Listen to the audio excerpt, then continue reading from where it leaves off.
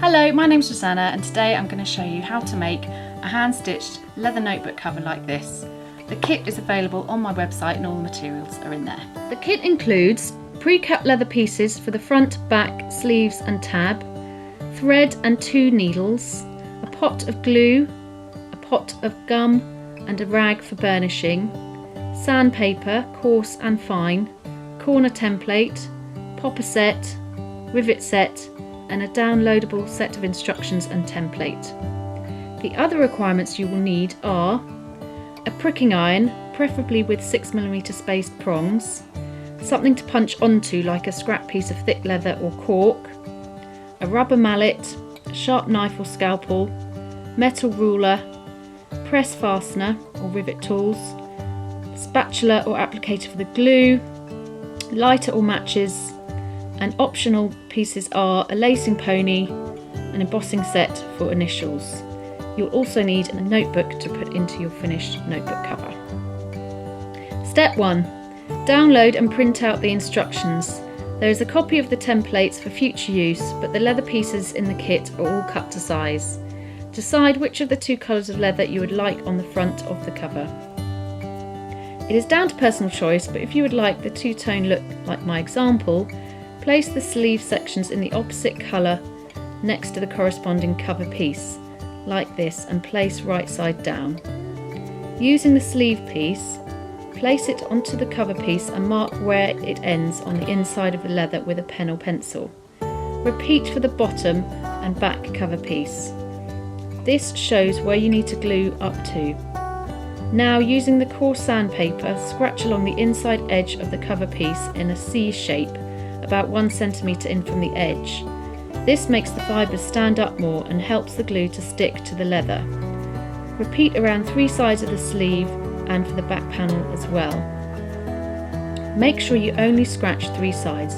You do not want to glue all sides down. A good tip is for the sleeves, just glue the 3 straight edges, not the ones with the curve cut out for the rivet and press fastener. Step 2.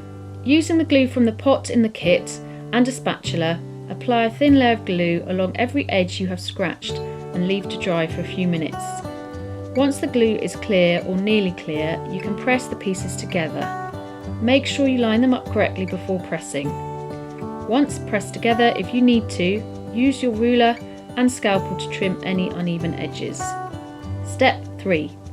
Using a creaser if you have one, or a ruler and awl, mark a 5mm border around the front of each cover panel where you have glued. This is your guideline for the holes for stitching. Then take your pricking iron and mallet and punch through the holes along the line. Make sure you place something soft like cork or thick leather scrap underneath so you do not put holes in your tabletop. This also helps the pricking iron go through your leather pieces more easily. Then repeat for the back panel. Step 4. Stitching. Now take 1 piece of thread from the 3 provided. I like to use a contrasting colour, so if you're doing the front cover like this, use the black as the contrast, but again it's completely up to personal preference. Thread the needle on each end. Then set up the front panel in the lace and pony if you have one, like this. If not, just hold it between your knees while sitting down. Now use the saddle stitch to sew the pieces together. Starting at the end of the line, place the needle through the first hole and pull through so the thread is even on both sides. Then thread the left needle through the next hole along and pull all the way through. Thread the right needle through the same hole and swap hands, pulling tight, pulling the left needle down and the right needle upwards, and repeat this all the way along to the last hole. Once you get to the end of the holes, reverse with 3 more stitches, ending with both threads on the inside back of the leather. Cut the threads 2mm long and melt with a lighter or matches. Always do this in the presence of an adult. Repeat for the back cover. Step 5. Now you've completed the front and back cover, scratch down the inside edge of the spine for each cover with the sandpaper and apply glue as before. Allow to dry, to go clear and press together. Mark out your hole punching line as before along the edge of the front cover piece. Next, prepare the final piece of thread for stitching with the needles. To add the edge loop as per my example, thread the needle through the first hole and loop around the top and back through the same hole. Do this twice for a thicker band and stronger bond. Then carry on stitching forwards as before. To finish the stitching, thread through the last hole and loop around the top only once.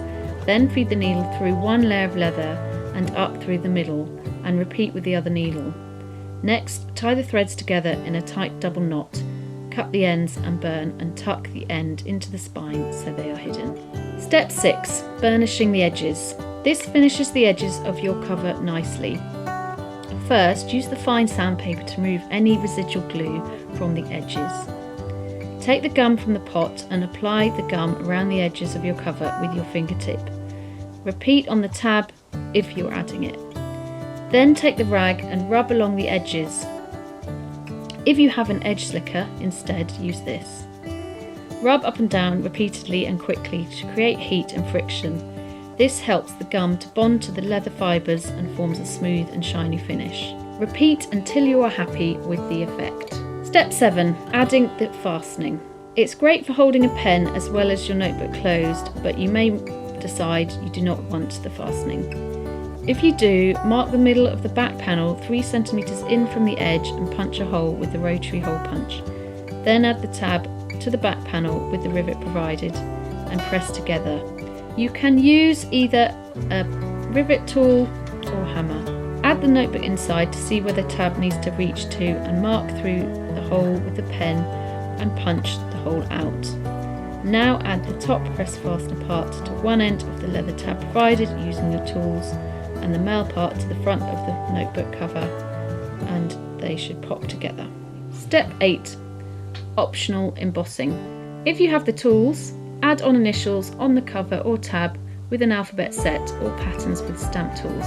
This is completely up to you, and if you don't have the tools then don't worry, but it's a great way to personalise your new cover. Always test out on a scrap piece of the same leather first if you can. Step 9.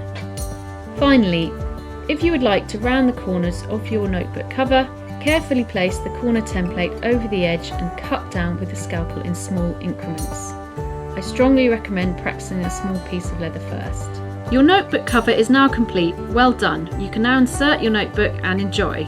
For more information about my courses and kits, please visit my website at rosannaclaire.com.